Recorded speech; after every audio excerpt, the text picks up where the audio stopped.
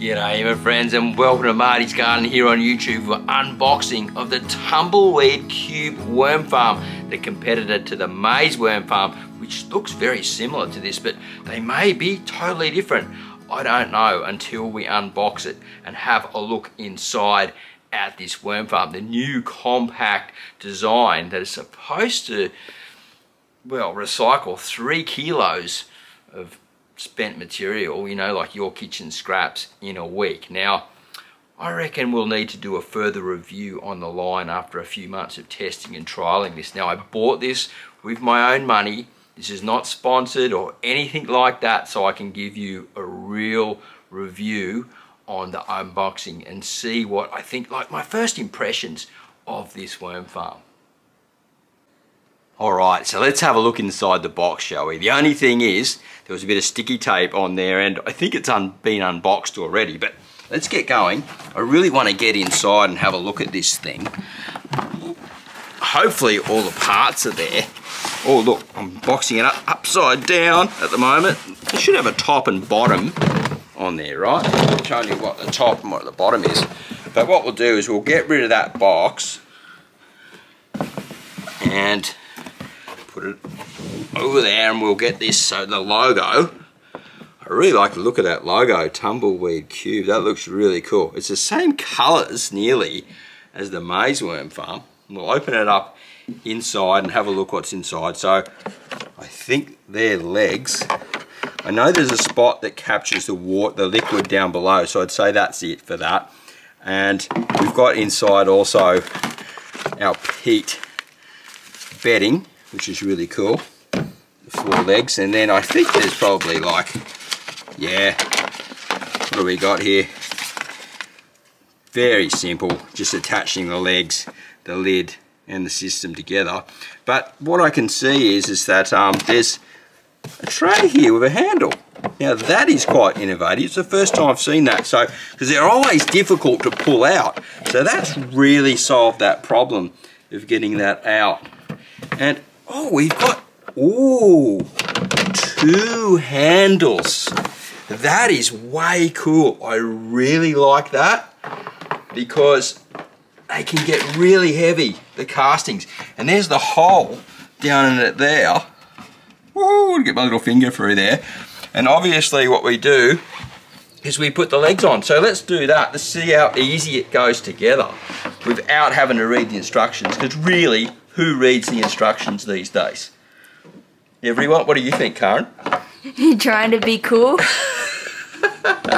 Maybe.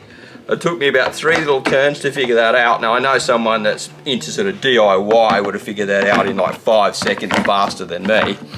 But, you know, we'll fit these in and hopefully we can't hear the lawnmower next to us because it's just someone's just started mowing the lawn.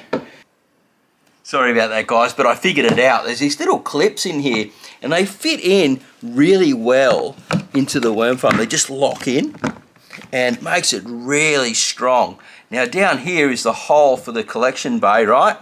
And what I'm going to do is I'm going to flip the whole farm over like this.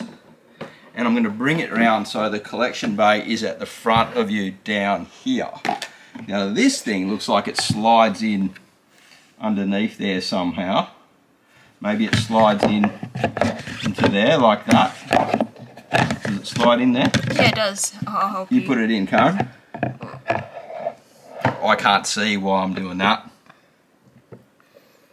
So we've got it slidden in and we're doing the best we can with this unboxing / mini review of our first thoughts on this farm. I like how, again, how this sort of just slides in underneath and it's not caught on the floor. I think that's really cool. Now, let's have a look at these trays. So if Karen's on the camera, so give Karen a thumbs up, guys, for the good work that she's doing, for helping me out. I really like these trays.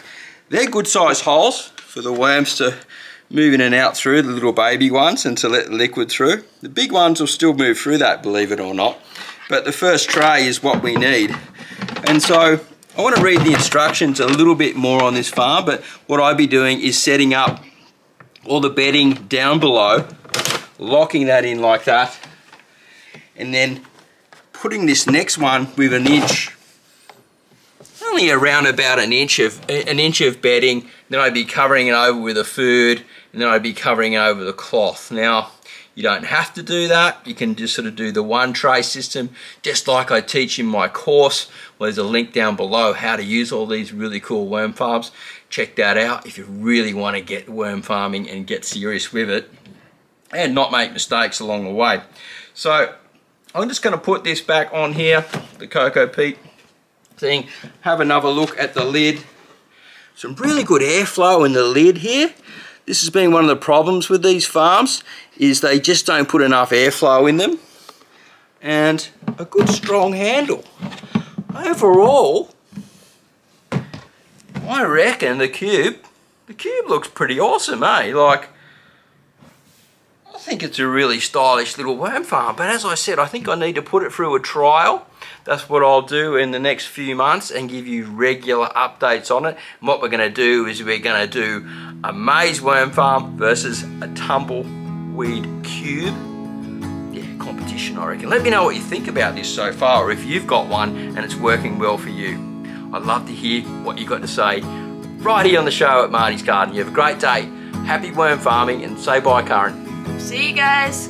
We'll see you at the next video real soon. Bye for now.